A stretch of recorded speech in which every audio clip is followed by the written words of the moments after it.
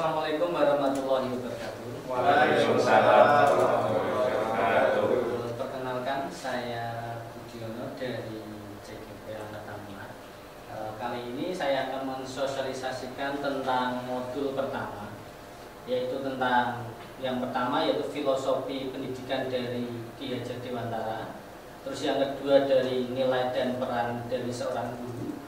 Terus yang ketiga tentang visi guru.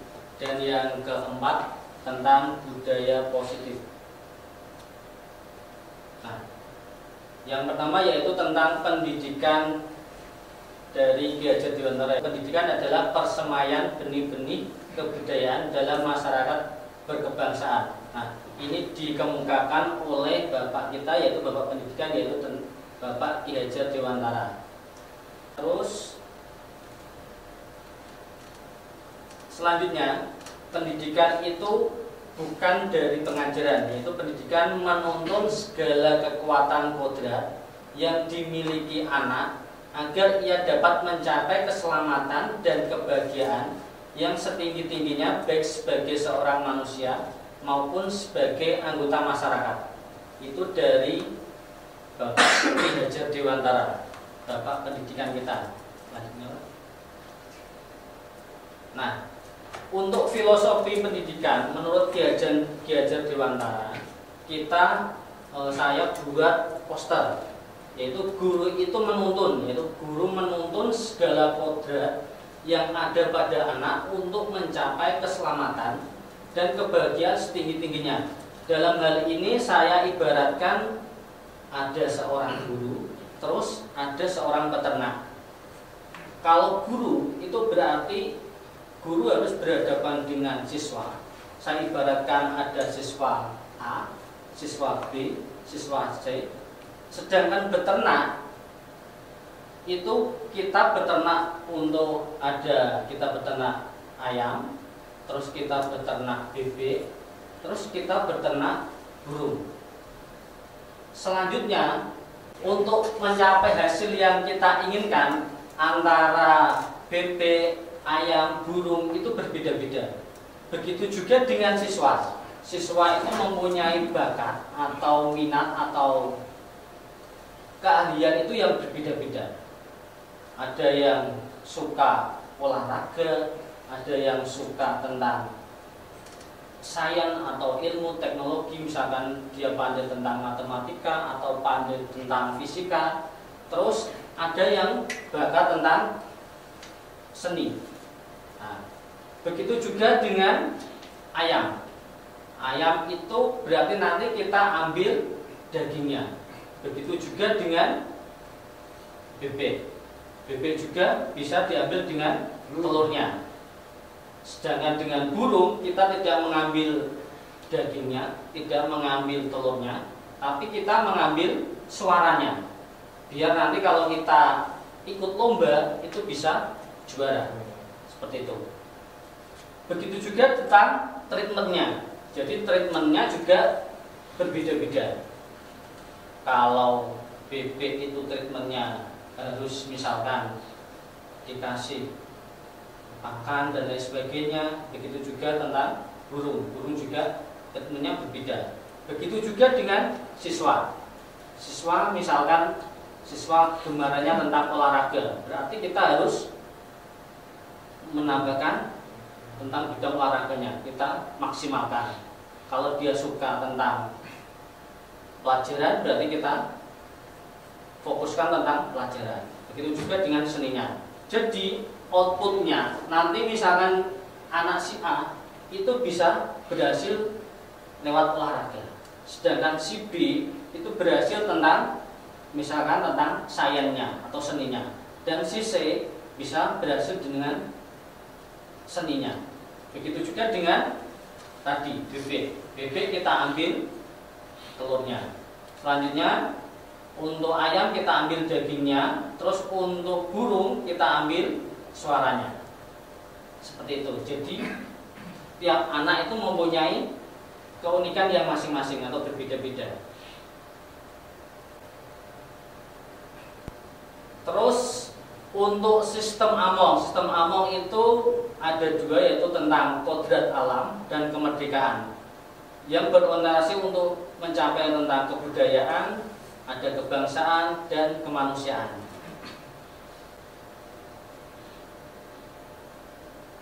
Untuk tujuan dari sistem Among yaitu memerdekakan jiwa sang anak secara lahir, batin, dan tenaga. Itu dilihat dari sistem Among. Nah, ini background dari pendidikan kita waktu zaman dulu, yaitu kita masih berpusat pada teacher center, yaitu pembelajaran yang berpusat pada guru. Selanjutnya kita masih berorientasi pada nilai. Jadi kalau siswa itu nilainya jelek berarti dia belum tuntas. Kalau nilainya bagus berarti sudah tuntas. Terus dan yang ketiga yaitu pendidikan karakter yang kurang. Misalkan selalu fokus pada pencapaian kompetensi kognitif siswa. Jadi misalkan siswa itu tidak unggah-ungguhnya kurang dan lain sebagainya, sopan santunnya kurang. Itu pendidikan zaman dahulu atau zaman yang sekarang. Nah, kita ingin rubah pendidikan yang zaman sekarang itu seperti apa? Nah, kita bisa lihat. Nah, jadi kita harapkan pendidikan era sekarang itu yaitu pendidikan yang merdeka belajar.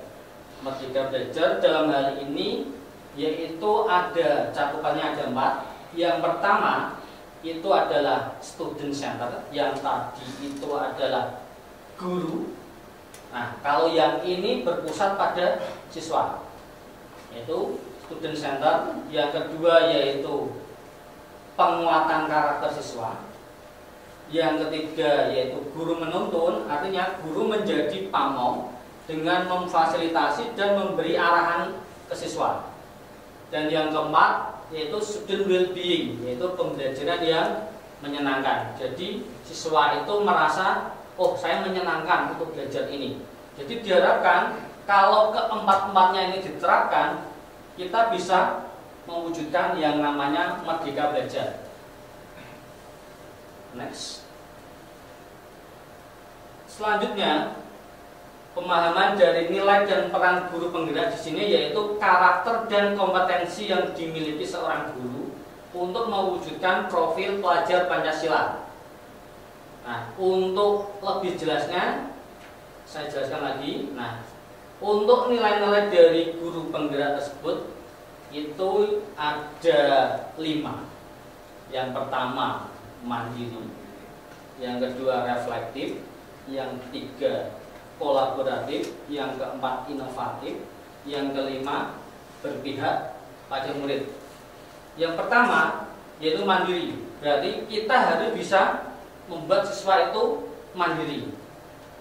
Tanpa guru siswa harus bisa belajar.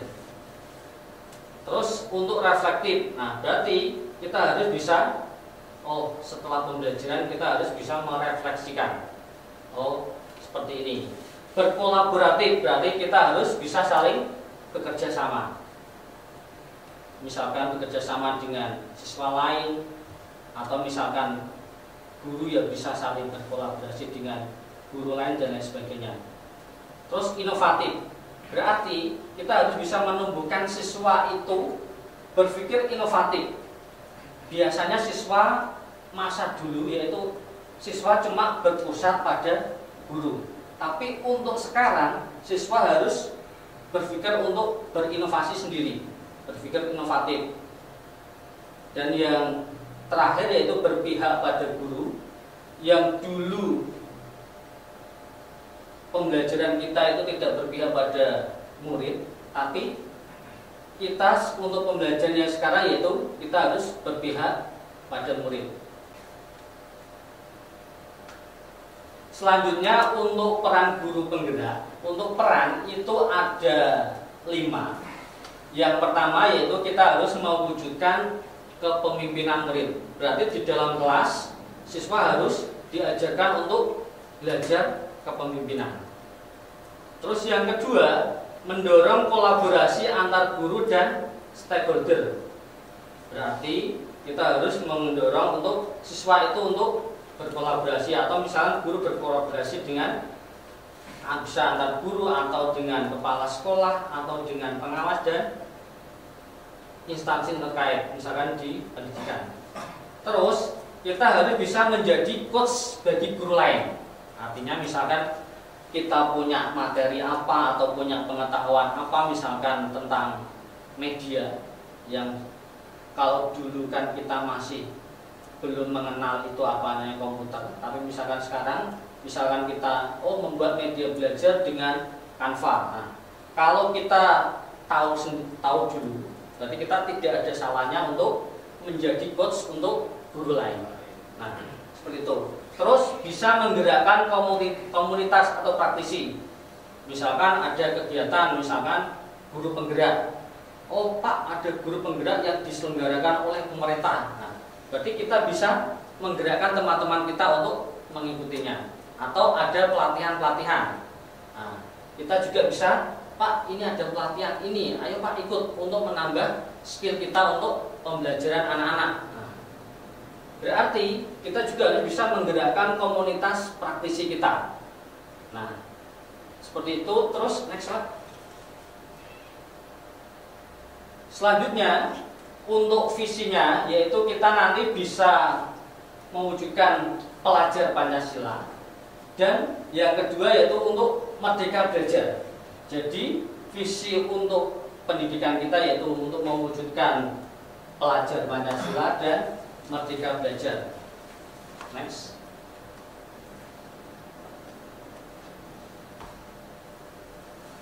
Untuk profil pelajar Pancasila itu ada poinnya, ada 6. Yaitu yang pertama, berilman dan bertakwa kepada Tuhan Yang Maha Esa.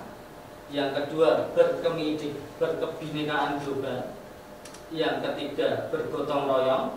Yang keempat, kreatif. Yang kelima, bernalar kritis. Yang keenam, mandiri.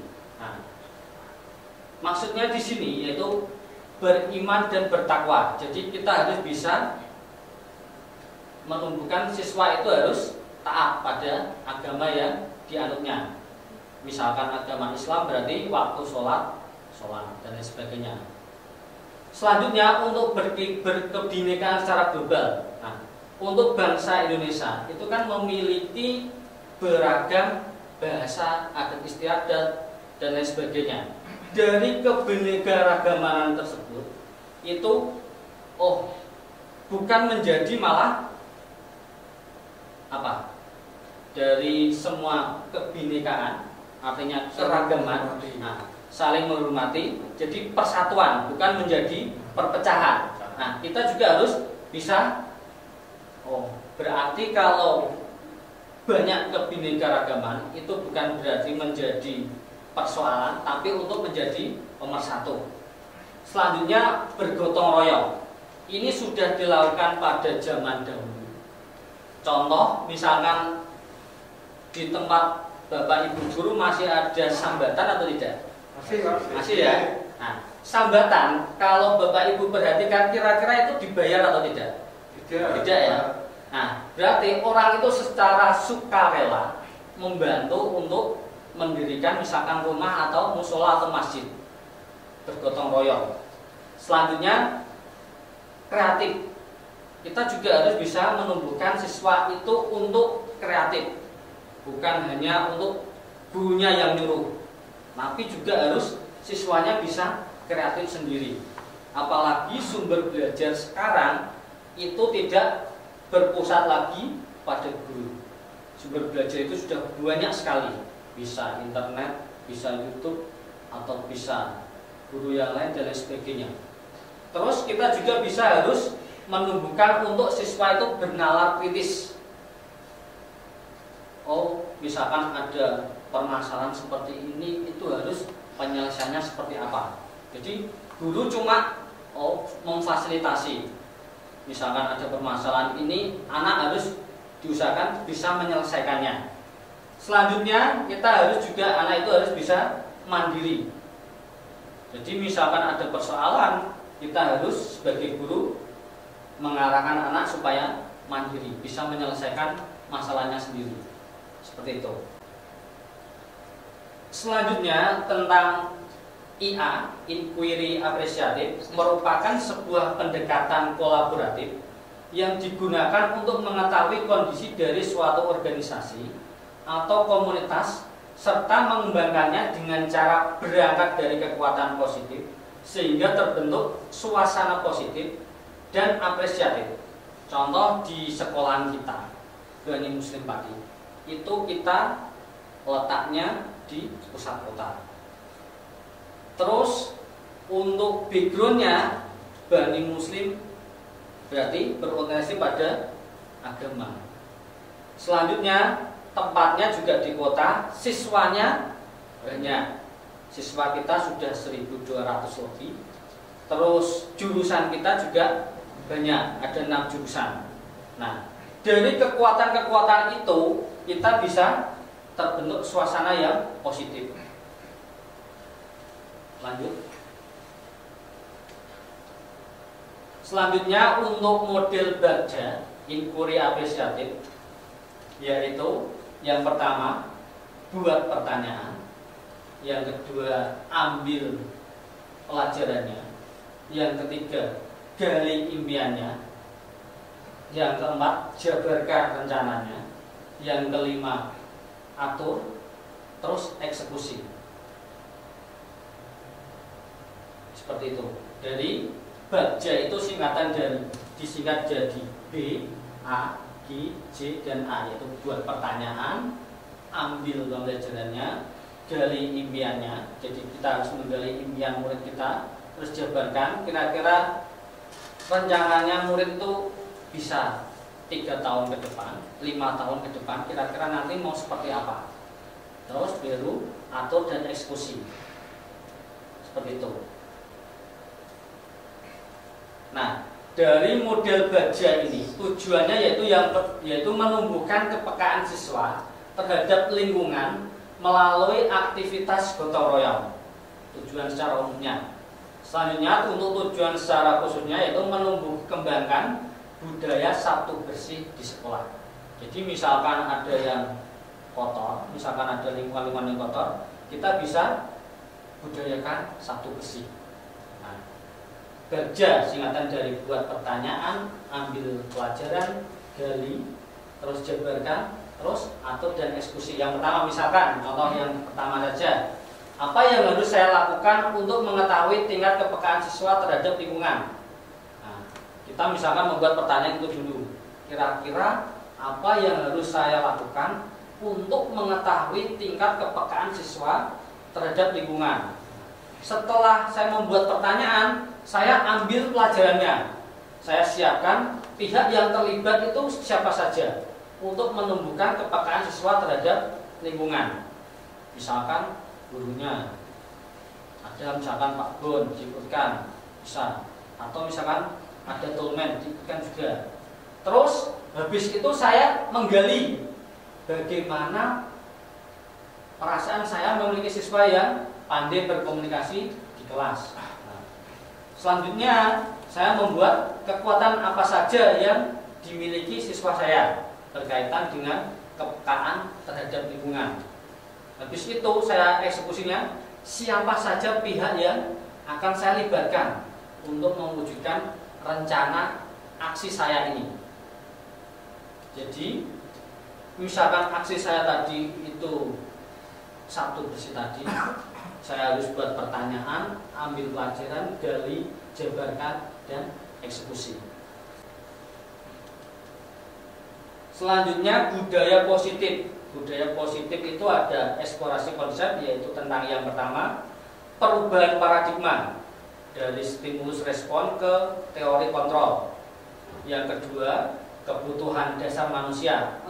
Kebutuhan dasar manusia itu apa? Misalkan makan, sandang, pakaian, terus rekreasi dan sebagainya, piknik. Terus yang ketiga arti disiplin dari 3 motivasi perilaku manusia. Yang keempat keyakinan kelas, hukuman, dan penghargaan. Yang kelima posisi kontrol. Yang keenam segitiga restitusi. Nah, untuk lebih jelasnya saya jelaskan satu persatu. Kira-kira dapatkah kita mengontrol seseorang? Dapat atau tidak? Bapak Ibu Guru, dapat? Dapat. Nah, kira-kira kita mau mengontrol apa? Misal, siswa itu gaduh. Kira-kira kita dapat mengontrolnya atau tidak? Dapat. Caranya bagaimana? Dengan apakah dengan berteriak, diam seperti itu, atau cuma diam saja, atau melototin siswa? Nah, triknya itu bermacam-macam. Dapat ya? Untuk lebih jelasnya, berikut penerapan tentang segitiga restitusi.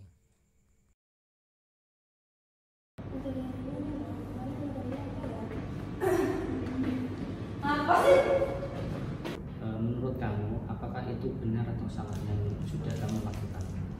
Salah, Pak. Cuma bercanda kok, Pak. Walaupun yang bercanda, tapi kan kamu sudah membuat Fitri menangis. Apakah kamu masih ingat tentang keyakinan kelas kita tentang kerukunan? Iya, Pak, ingat. Kita harus saling rukun, saling menghargai, dan saling menghormati dengan sesama teman. Nah, betul sekali.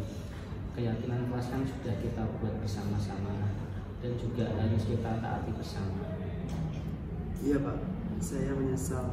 Saya mengakui kalau saya salah. Sebenarnya tidak apa-apa kamu melakukan kesalahan, tapi kan namanya orang itu kan harus bisa berubah. Kita harus belajar dengan kesalahan itu tadi. Jika kita melakukan kesalahan, berarti kita harus bisa merubahnya ke hal yang lebih baik.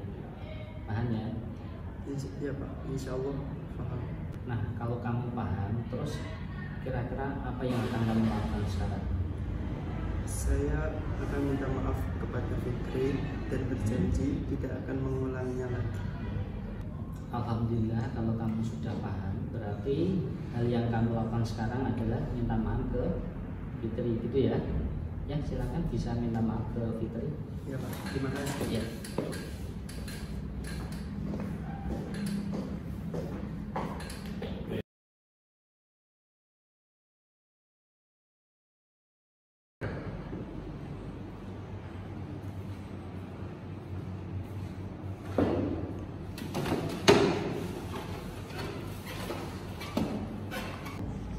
Kamu tahu nggak kenapa saya panggil kamu ke sini?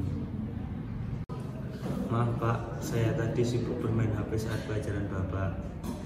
Coba jelaskan kenapa tadi kamu bermain HP. Tadi saya membalas WA dari ibu saya, Pak. Kalau boleh tahu, kenapa kok ibu sampai WA kamu di saat jam pelajaran? Itu, Pak. Kok malah gugup? Coba cerita, sebenarnya ada masalah apa? Maaf, Pak. Sebenarnya saya tadi mabar dengan kelas lain. Kalau HP-nya saya matiin, nanti timnya jadi kalah dan saya dimarahin teman-teman. Apakah kamu masih ingat dengan kesepakatan kelas kita? Apakah perbuatanmu itu sesuai dengan kesepakatan kelas atau tidak? Masih ingat, Pak. Iya, tindakan saya tidak sesuai. Kalau itu kamu tahu itu salah, terus apa yang akan kamu lakukan untuk kedepannya? Besok lagi saya akan menyimpan HP saat pelajaran berlangsung, Pak. Alhamdulillah kalau kamu sudah menyadari kesalahanmu. Nah, sekarang bisa kembali ke kelas, gitu ya? Baik, terima kasih, Pak.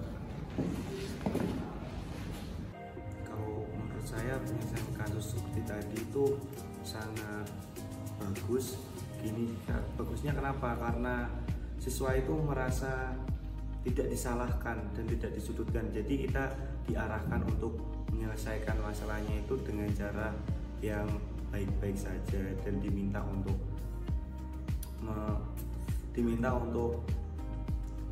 menjelaskan apa kesalahan kita. Itu kita diberikan ruang berbicara. Kan biasanya ada guru yang langsung menyalahkan, memarahi, dan ini saya merasa sangat terbantu karena emosional saya tinggi. Kalau guru bertanya seperti ini, jadi bisa lebih tenang menghadapi situasi seperti itu. Demikian sosialisasi dari modul pertama. Semoga bermanfaat dan terima kasih.